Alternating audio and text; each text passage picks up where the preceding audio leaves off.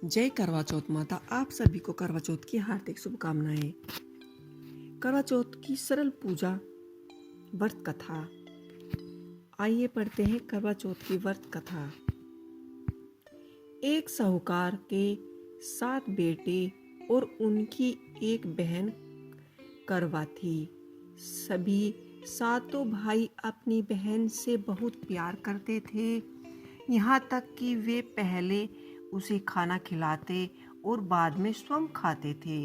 एक बार उनकी बहन ससुराल से मायके आई हुई थी। शाम को भाई जब अपना व्यवसाय बंद कर घर आए तो देखा कि उनकी बहन बहुत ही व्याकुल थी।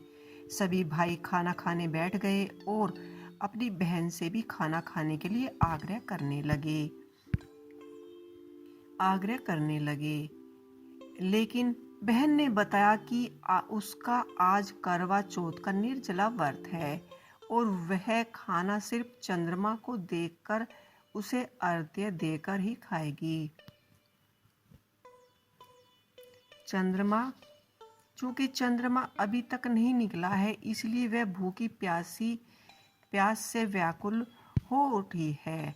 सबसे छोटे भाई को अपनी बहन की हालत देखी नहीं जा रही थी और वह दूर पीपल के पेड़ पर एक दीपक जलाकर छलनी की ओट में रख देता है।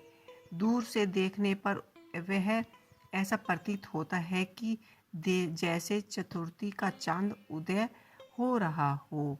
उसके बाद भाई अपनी बहन को बताते हैं कि चंद्र निकल आया है, तुम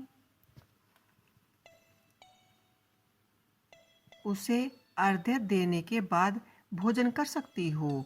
बहन खुशी के मारे सीढ़ियों पर चढ़कर चंद्र को देखती है, उसे अर्घ्य देकर खाना खाने बैठ जाती है।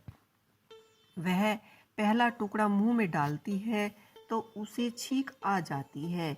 दूसरा टुकड़ा डालती है तो उसमें बाल निकल जाता है और जैसे ही तीसरा टुकड़ा मुंह में डालने की कोशिश करती है तो उसके पति की मृत्यु का समाचार उसे मिलता है।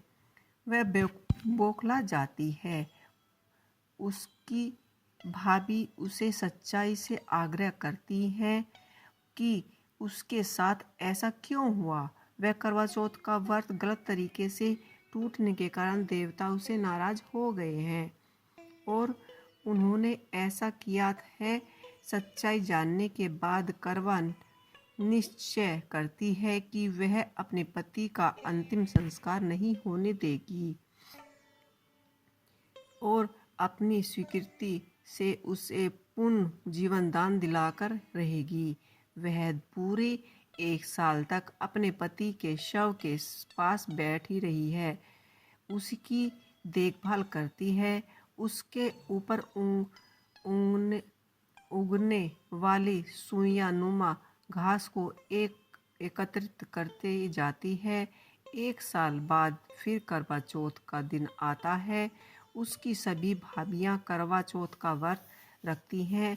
जब भाभियां उसे आशीर्वाद लेने आती हैं तो वह प्रत्येक भाभी को यम सुई ले लो प्रिय, सुई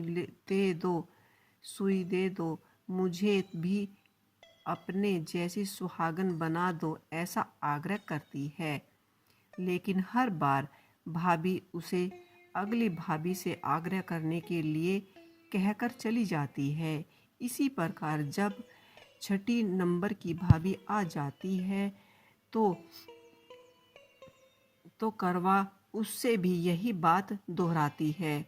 यह भाभी उसे बताती है कि चूंकि सबसे छोटी भाभी की वजह से उसका व्रत टूटा था, अतः उसकी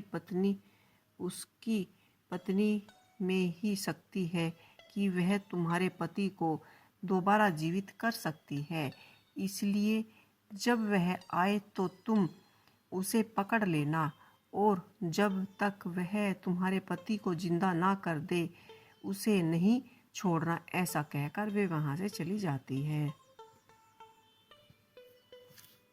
सबसे अंत में छोटी भाभी आती है। करवा उससे भी सुहागने बनने का आग्रह करती है, लेकिन वह टाल मटोल कर देती है। इससे देख करवा उन्हें जोर से पकड़ लेती है और अपने सुहाग को जिंदा करने के लिए कहती है। भाभी उससे छुड़ाने के लिए नोचती है, खसोटती है, लेकिन करवा नहीं छोड़ती है। अंत में उसकी तपस्या का देख भाभी पसीज जाती है और अपनी छोटी उंगली को चीरकर उसमें से अमृत उसके पति के मुंह में डाल देती है। करवा का पति तुरंत श्री गणेश कहता हुआ उठ बैठता है। इसी प्रकार प्रभु कृपया से उसकी छोटी भाभी के माध्यम से करवा को अपना सुहाग वापस मिल जाता है। हे श्री गणेश, माँ गौरी, जिस प्रकार करवा को चीर सुहागन का वरदान आपसे मिला है, वैसे ही सब सुहागनों को मिले। तो ये थी करवा चौथ की व्रत कथा। आपको कैसी लगी मुझे कमेंट बॉक्स में लिख के अवश्य ही बताइएगा। जय करवा चौथ माता।